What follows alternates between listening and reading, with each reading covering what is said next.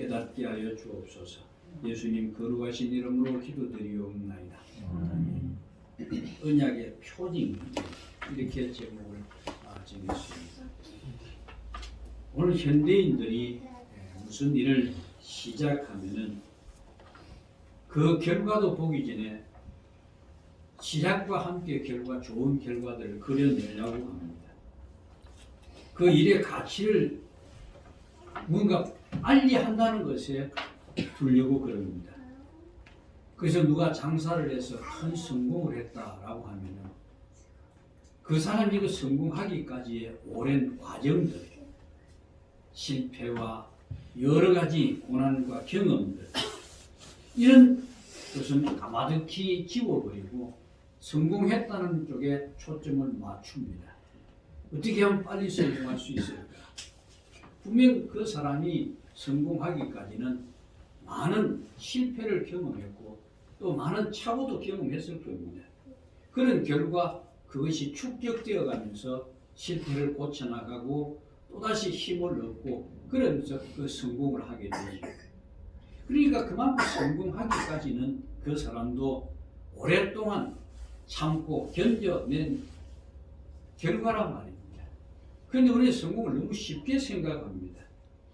그 과정을 생각하기 싫은 겁니다. 간과해버립니다. 그러면서 일단 시작하면 성공될 것을 꿈꿉니다.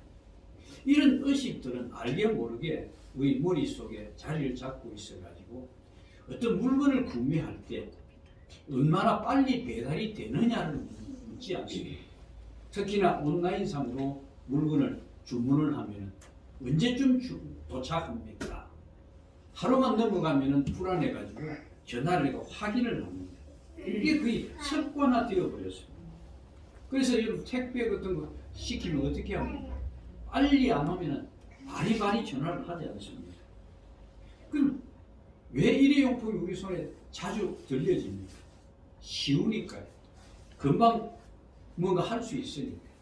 이처럼 현대인들은 어떤 일을 하든지 그 하려는 일, 그 일에 대해서 무엇이 빠른가, 어떤 것이 더 효율적인가, 거기만 초점을 맞추려고 그럽니다. 그 중에 하나가 TV 광고를 보시면은 잠깐 몇 초 사이에 그 광고의 모든 내용을 함축해서 보여줘야 되죠. 그게 광고의 효과입니다. 아주 재미있는 드라마나 재미있는 프로그램에 잠시 막간에 몇 초 동안 모든 것을 보여줘야 합니다. 그러니까 결국 사람들도 그 농축된 그 광고 속에서 함께 농축되어 가는 것 같은 이상한 건 요즘 세상이 된 것 같습니다. 그러나 여러분 생각해 보세요. 가치 있고 오래 소장해야 되는 물건들에 대해서 그 광고가 금방 얻을 수 있는 식의 그 광고가 통하겠습니까? 안 통합니다. 그럼 소장할 수 있는 그런 물건을 여러분 구할 때는 어떻게 합니까?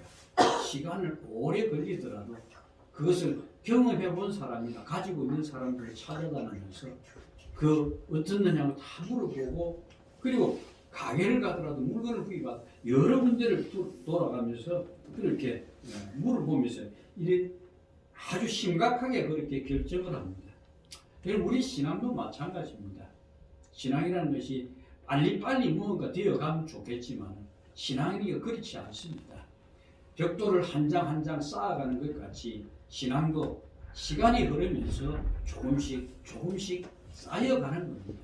물론 그 과정들이 물론 여러 사람들마다 다를 수도 있습니다. 어떤 사람들은 실패를 경험하게 해서 하나님을 의지하도록 만드는 그런 분이 있는가 하면 내어치 하나님을 모르는 사람들에게는 하나님의 은사라고 하는 강건적인 어떤 영적 경험을 통해서 하나님의 믿음의 길로 인도합니다. 그러나 그것이 그냥 하루아침에 또 그렇다고 그게 믿음이 쌓이는 것은 아닙니다.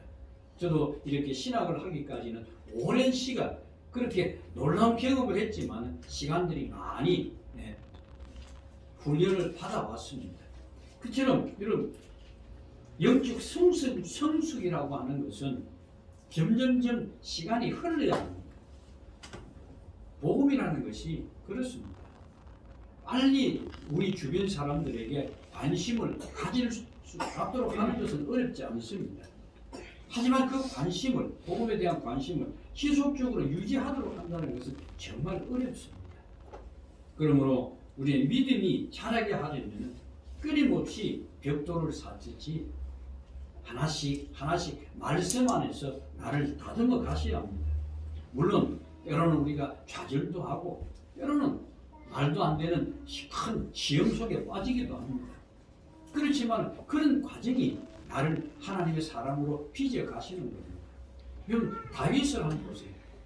다윗이 하루아침에 하나님이 그를 세웠습니까? 아닙니다. 처음에는 불현듯 골리앗과 싸워가지고 전쟁의 승리를 영웅으로 만들어 놓지만 결국 그를 하나님의 사람으로 쓰기 위해서 이스라엘을 다스린 하나님의 대신 다스릴 수 있는 자로 세우기 위해서 얼마나 많은 고난을 겪게 합니다. 그러니까 성경에 나타나는 많은 영웅이라고 그럴 수 있겠죠. 그런 사람들이 하루아침에 되는 것은 아닙니다. 오랜 시간 하나님이 다스림 안에 깎여가서 그렇게 되는 겁니다. 그래서 믿음은 반드시 시간을 들여서 시간이 들을 수밖에 없고 빠른 시간에 되는 것은 아닙니다. 여러분 우리가 아브라함 이러지만 아브라함이 지금까지 우리가 17장까지 오시면서 처음부터 아브라함 믿음이 좋았습니까? 믿음의 조상인 아브라함도 별 볼 일 없습니다. 우리와 똑같습니다. 굶어 죽을까봐 겁이 나가지고 애굽으로 도망을 가지 않나? 지 죽을까봐 마누라를 누이라고 속이지 않나? 그런 가정 가운데 하나님의 언약을 몇 번씩 거듭해서 받으면서 그 자손이 하늘의 별과 같이 많을 것이라고 그렇게 다짐했는데도 불구하고 그가 믿음을 가지고 기다렸던 거예요. 아니요, 그걸 기다리지 못해서 하갈이라는 여인을 통해서 이스마엘을 얻게 되지 않습니까? 그런데요, 이스마엘을 얻는 그것도 하나님은 제재를 하지 않습니다. 아무런 간섭을 하지 않는 거예요. 그리고 세월이 얼마나 걸렸습니까? 이스마엘 얻고 난 뒤에 13년이 흘렀습니다. 그때 하나님이 오신 거예요. 그리고 다시 그 언약에 대한 확인을 주시는 거예요. 하늘의 별과 같이 후손이 많을 것이라는 거예요. 그런데 이제 조건이 있습니다. 지금까지는 그냥 말씀만 하셨는데 이제 아브라함이 뭐라 그러니? 언약의 표징을 몸에다 하라는 거예요. 그 너희 중에 남자는 다 할례를 받으라는 거예요. 오늘 본문 보시면 이 언약을 말씀하시면서 하나님께 아브라함과 그의 후손들에게 하나님의 그 언약을 대대로 지키라고 명령하십니다. 그 내용이 바로 구절의 내용입니다. 하나님이 또 아브라함이 이르시되 너는 내 언약을 지키고 내 후손도 대대로 지킬지니라. 지금 이 언약이 도대체 뭡니까? 내가 네 후손을 이렇게 많을 것이다. 지금 이것을 모르면은 우리가 믿음의 후손이란 고백하지만은 아무것도 모르고 신앙생활을 하게 되는 것 아니겠습니까? 그 언약에 대해서 앞에 7절, 8절을 보시면은 대충 무엇인지 알게 해줍니다. 한번 보시죠. 7절, 8절입니다. 내가 내 언약을 너와 너 및 내 대대 후손 사이에 세워서 영원한 언약을 삼고 너와 내 후손의 하나님이 되리라. 내가 너와 내 후손에게 내가 구리하는 이 땅, 곧 가나안 땅을, 온 땅을 주어 영원한 기업이 되게 하고 나는 그들의 하나님이 되리라. 하나님이 되시겠다는 그들의 후손들이 그 표징으로 뭐라 그럽니까? 할례를 하라고 요구하는 겁니다. 그래서 이 언약은 아브라함과 그 후손들 사이에 언약의 표징으로 세우시는데 14절에 보시면은 할례를 받지 아니한 남자 곧 표피를 베지 아니한 자는 백성 중에 끊어지니 그가 내 언약을 배반하였습니다. 여러분 이 끊어진다는 것은 죽는다는 이야기가 아닙니다. 언약의 백성으로서 제외시킵니다. 그래서 이 언약의 표현 할례가 단지 몸에 흔적만 남기로 끝나는 것이 아니라 다른 중요한 의미가 있습니다. 그러면 우리가 할례라고 하는 것이 무엇을 가르치고 있는지를 그걸 알지 못하면 단지 이것은 하나의 상징적인 의미로 보일 뿐 아무것도 아닙니다. 그럼 생각해 보십시오. 유대인들이요 자신들이 받은 할례의 의미를 모른다면은 단지 그들은 그 할례는 조상 때로부터 받은 하나의 전통의 하나일 뿐입니다. 예수님 당시 유대인들이 자신들이 아브라함의 자손이라는 걸 자랑하지 않습니다. 무엇으로요? 할례를 통해서 그러는 겁니다.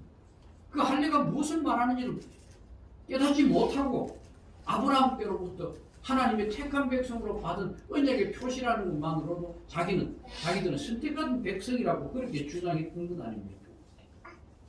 그럼 하나님의 언약을 행하는 하나님의 백성으로 자격은 그 할례의 의미를 모르면 끊겨지는 겁니다.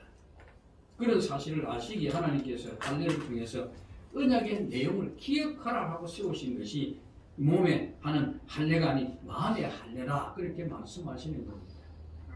이에 대해서 신명기 10장 16절에 보시면은 뭐라고 하냐면 그러므로 너희는 마음의 할례를 행하고 다시는 목을 곧게 하지 말라. 너희가 진정 마음의 할례를 받은 자라고 하면 너희가 교만할 수 없다 그 이야기 아닙니까? 예레미야도 그럽니다. 예레미야 9장 26절에도 보면 곧 애국과 유다와 에돔과 암몬 자손과 모압과 및 광야에 살면서 살직을 깎은 자들에게라. 무릇 모든 민족은 할례를 받지 못하였고 이스라엘은 마음의 할례를 받지 못하였느니라. 그들이 지금 할례를 받았지만 뭐라 그럽니까? 마음의 할례를 받지 못했다. 너희가 할례를 받은 자 같으면 어떻게 이방 족속과 그렇게 살 수 있느냐? 예레미야 외치는 소리 아닙니까? 그래서 너희가 심판을 받는다.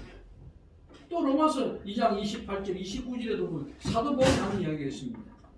무릇 표면적 유대인이 아니요 표면적 육신의 할례가 아니니라. 오직 이면적 유대인이며 할례는 마음에 할지니 영에 있고 율법 조문에 있지 아니하는 것이라. 그 칭찬이 사람에게서가 아니요 다만 하나님에게서니라. 이 바울이 말을 보면은 육신의 할례는 단지 눈에 볼 수 있는 표징을 뿐 마음에 하는 할례가 진짜 할례라는 겁니다.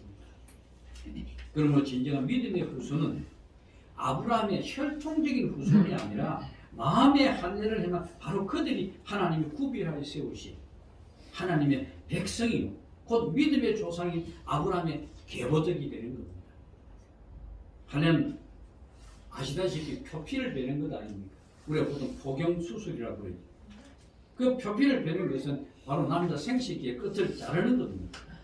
이 표피를 베린다는 것이 무엇을 의미하느냐? 혈육적인 모든 관계를 끊어버린다는 그런 의미를 가지고 있습니다.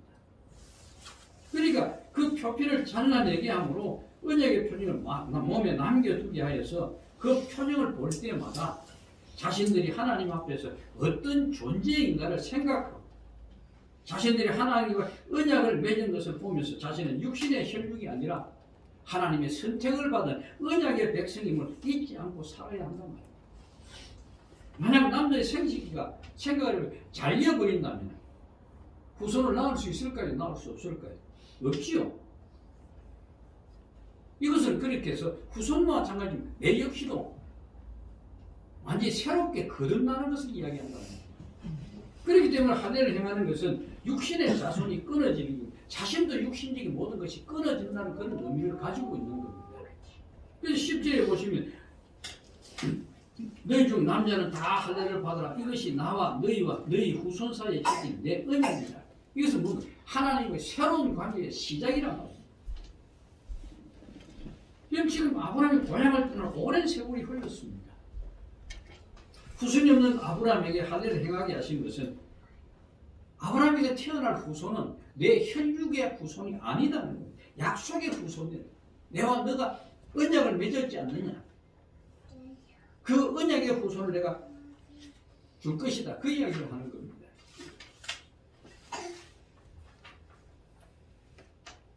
물론 이 약속의 후손은 아브라함과 사레 그 사이에서 태어날 자입니다. 하지만 이 후손은 인간의 조건과는 전혀 무관하게 오직 하나님의 언약에 따라 태어난 씨란 말입니다. 이들이 바로 하나님이 세우신 이스라엘입니다. 그러므로 마음의 할례는 자신이 육신에 의해서가 아니라 하나님의 약속에 의해서 존재하는 것입니다. 또한 그 자체를 언약을 믿는 것을 말하는 겁니다.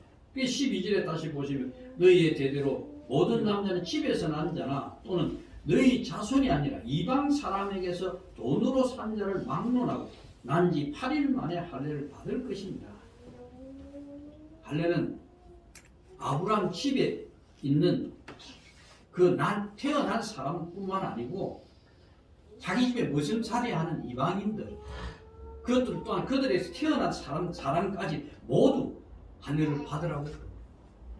그 유대인들 생각으로는 아브라함의 후손들만 할례를 받는 줄 알았더만 이방인도 할례를 받으라고 한단 말이에요. 그럼 이방인 돈으로 산 자라면 또 그것도 이방인 아닙니까? 그런 이방인을 할지라도 할례를 받으라는 것은 할례라는 것이 아브라함의 혈통에만 해당되는 것이 아니라는 것입니다. 그러면 할례가 담고 있는 의미가 도대체 뭘 말하는 걸까요? 그리고 또 8일 만에 할례를 받으라는 거예요. 믿음의 후손에 아브라함이라는 육신의 혈통을 이어지지 아니라고 말씀을 제가 드렸지요. 그래서 이 육신의 할례가 아닌 마음의 할례를 행한 그 진정한 아브라함의 자손은 과연 누구를 말하는 것일까요? 거듭난 자들 이야기예요. 새롭게 시작하는 자. 이 사실을 오해했던 것이 누굽니까? 바로 예수님 당시 유대인들 아닙니까? 그들은 오직 하나님으로부터 선택받은 족속은 자신들밖에 없다고 그럽니다. 뭐라 그럽니까? 주님도 우리가 아브라함의 자손이거든. 근데 주님 뭐라 그럽니까? 아니다 그러지 않습니까? 할례가 보여주시는 것은 믿음의 후손으로 하나님의 선택과 부르심에 의해서만 존재하게 되는 것이지 자신들이 그 의미도 모르면서 보면 할례를 했다고 그게 하나님의 백성이 되는 것은 아니란 말입니다. 그러므로 신자는 이 믿음으로 주 안에서 자리한 자들입니다. 그렇기 때문에 믿음은 신자를 항상 자기 부인으로 끌어갑니다. 자기를 부인한다는 이야기는 나를 나로 인정하지 말라는 것이 아니고 사도 바울이 나의 나된 것은 하나님의 은혜라고 하듯이 내 삶의 모든 것을 주장하시는 분이 하나님이심을 고백하는 겁니다. 나의 나됨을 부정한다는 것이 그럼 이게 내가 노력해서 되는 겁니까? 아닙니다. 하나님의 은혜를 알 때 지금 하나님의 은혜라고 하는 것이 우리가 달라고 해서 부어지는 겁니까? 아니면 여러분 분명히 아셔야 되는 것은 오늘 우리가 이 아브라함의 모습을 보면서 아브라함을 항상 지키시는 분 누구였습니까? 하나님이셨죠. 그러면 이걸 다시 한번 생각해 보십시오. 그러면 아브라함이 하나님의 은혜 안에 있었습니까? 없었습니까? 은혜 안에 있었습니다. 그런데 그가 이렇게 인내하지 못하고 자기 인간적인 생각으로 이스마엘을 얻게 된 것은 결국 뭡니까? 하나님의 언약을 믿지 못했다는 것이죠. 그리고 그것뿐만 아니고 하나님의 은혜가 뭔지를 보지 못했다는 겁니다. 오늘 우리의 삶이 그렇습니다. 우리 주변에 우리가 부어주신 게 모두가 은혜이지만 우리 그 은혜가 무엇인지를 보지 못합니다. 왜요? 그게 깊은 관심을 가지고 있지 않기 때문에 그렇습니다. 말씀과 교통하면서 우리를 인도하시는 하나님이 어떻게 나를 끌어가시는지를 알지 못해서 그렇습니다. 그래서 우리는 뭘 이야기합니까? 눈에 보이는 것으로 뭔가 찾으려고 그래요. 아마 아브라함도 그랬을 겁니다. 이스마엘을 얻고 난 뒤에 13년의 긴 세월이 흘러가는 동안 봐라, 잘했지. 이래라도 안 했으면 내가 자식을 어떻게 얻었겠나 그런 생각을 할 수도 있을 겁니다. 이 때문에 믿음은 기다려야 합니다. 그래서 성령의 열매가 뭐가 들어갑니까? 인내가 들어가지 않습니다. 자신의 존재 자체도 육신의 힘과 조건으로 여기지 않는 것. 이것이 마음의 할례를 행한 자다. 믿음의 자리에 있는 신자의 모습입니다. 그래서 사도 바울이 골로새서를 보면 뭐라고 이야기하냐면 2장 11절에 보면 그 안에서 너희가 손으로 하지 아니한 할례를 받았으니 곧 육의 몸을 벗는 것이요 그리고 그 뒤에 뭐가 따라오는지 아십니까? 그리스도의 할례입니다. 이 말이 뭡니까? 그리스도 안에서 거듭난 자, 예수 그리스도로 구원을 받은 자, 이 자들이 바로 할례를 받은 자라고 그렇게 이야기하는 겁니다. 이것도 다른 말로 이야기합니다. 육의 몸을 벗는 것을 이야기합니다. 육의 몸을 벗는다는 건 지금까지 세상의 것이 전부인 줄 알고 세상에 목적을 두고 살아가던 삶에서 완전히 하나님의 약속을 바라보면서 하늘의 소망을 두고 살아가는 자로 바뀌었다는 이야기입니다. 그런데 우리는 많은 이들이 아직도 예수 그리스도 안에서 구원받았다고 고백하면서도 세속적인 것, 세상 것을 버리지 못하는 것. 그래서 우리는 때로는 뭐라 그럽니까? 벗어나지 못한 잘 표현하는 단어가 있지. 믿습니다. 믿으면 된다. 기도하면 된다.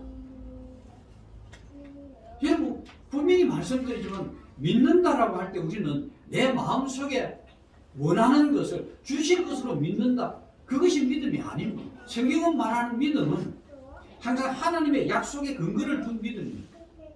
그 약속을 내가 소망하는 것이고 내 삶이 고달프다 할지라도 그 약속이 이루어진다는 그것을 이야기합니다. 그래서 사도 바울이 지체들이 기도할 때 뭐라 그럽니까? 계시의 영을 주사 하나님 알기를 원합니다. 그게 기도가 끝 아닙니까? 여러분 할례 받지 못한 자들, 마음의 할례를 하지 못한 자들, 믿는다고는 고백하지만 진실로 믿음 안에 서지 못한 많은 이들이 우리 주변에 얼마나 많이 있습니다. 그게 뭐냐면 약속이 뭔지 모르기 때문에 그렇습니다. 이런 사람들은 성경은 하나님의 언약에서 끊어진다라고 말씀합니다.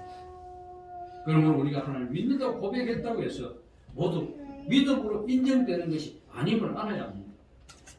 그리고 또 한 중요한 것은 왜 8일 만에 할례를 받아라 합니다. 이전에 제가 이제 청소년 때 그런 이야기를 많이 들었어요.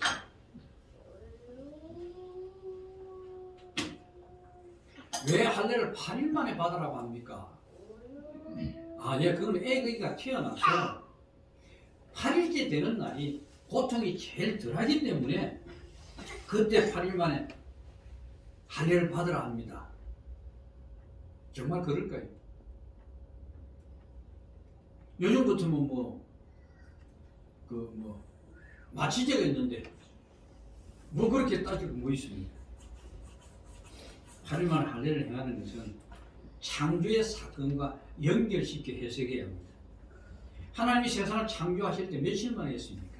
6일 만에 창조를 하셨지. 그리고 7일 때 안식을 하십니다.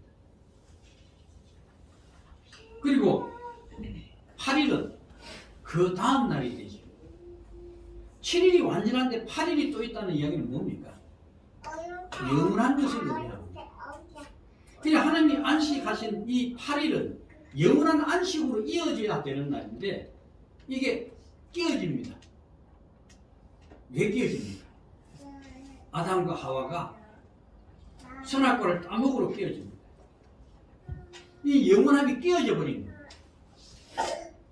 하나님의 안식 상태가 계속 끼어져야 되는데 이게 끼어져 버린 거예요. 그래서 이 할례가 의미하는 것은 영원한 안식을 우리에게 허락하심을 이야기하는 거예요. 이 세상은 하나님의 안식에 참여하지 못합니다. 그런데 하나님의 안식이 깨어진 이후에 아담과 하와는 자신들이 안식을 찾기 위해서 바둥거립니다. 세상은 안식에 참여하기보다는 그걸 찾으려고 하기보다 자신들이 자기 안식을 위해서 세상에 매여 살아가는 겁니다. 그래, 그건 끝이 없습니다. 성경이 뭐라 그럽니까? 땅이 저주를 받고 난 뒤에 은큼기와 가시덩굴로 채워져서 너희가 땀을 흘려야 먹고 살 것이라 그러지 않습니까? 그러니까 여러분, 우리가 세상의 육신에 고달픈 삶은 이미 하나님이 우리에게 저주해 주신 결과입니다. 이게 벗어날 수 있는 자유는 없습니다. 어떤 사람이 어떻게 돈을 많이 벌었든 세상의 모든 권력을 다 누린다 할지라도 고달플 수밖에 없는 거예요. 신자가 인식할 수 있는 상태가 되는 것을 하나님의 은혜라고 합니다.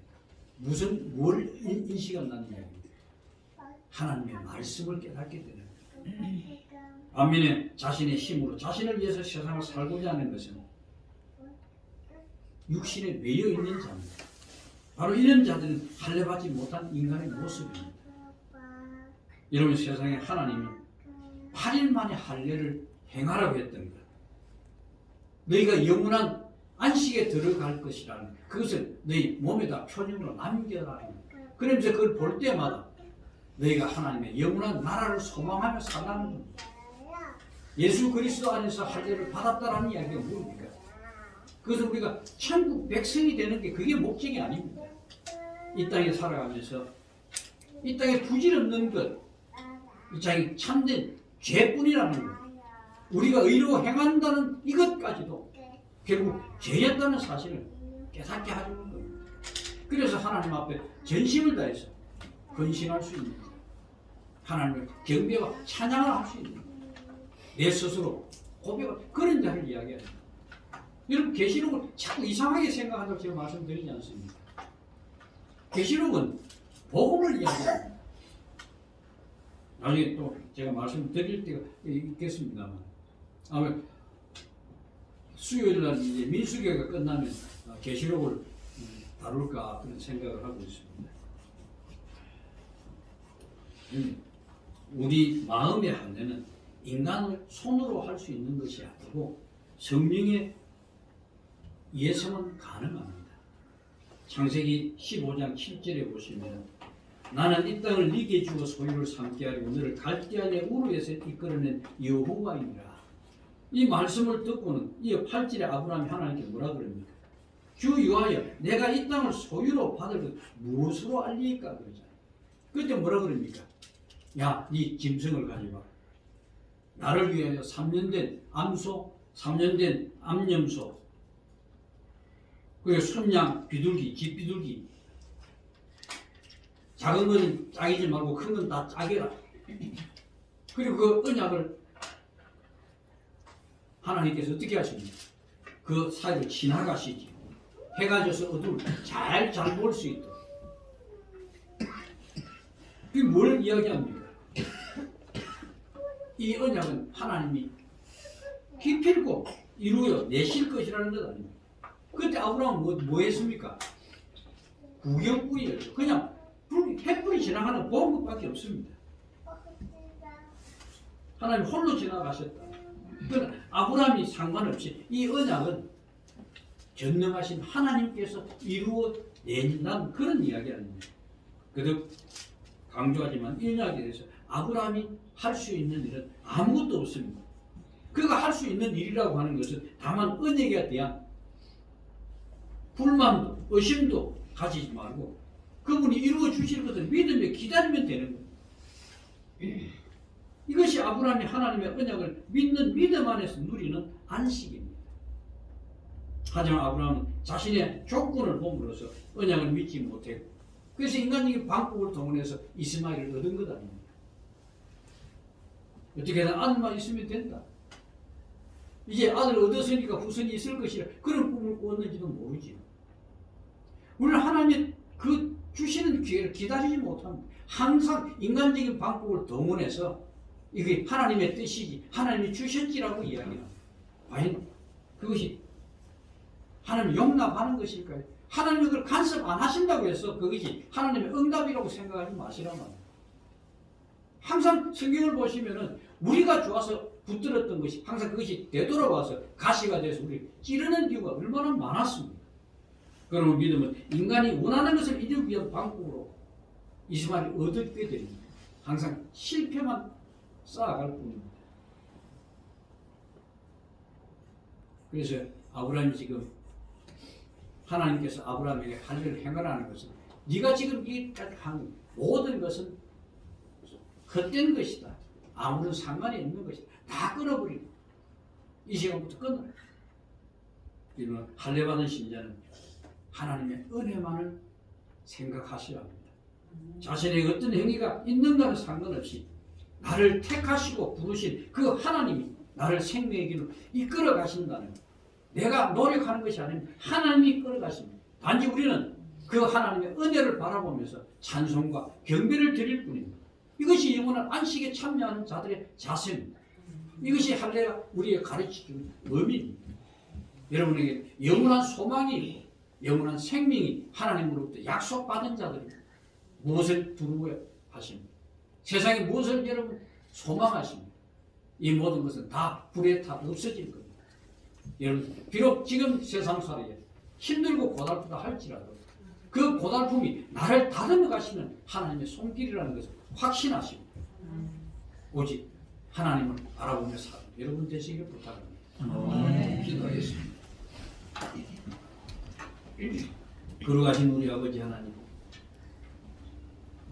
아브라함을 아브라함이 되게 하신 하나님이 기필코 우리를 영원한 안식 안으로 인도해 주실 것을 믿기, 이 시간 찬송과 감사를 드리며 오늘 말씀을 통해서 다시 한번 확인케 하심을 감사드립니다.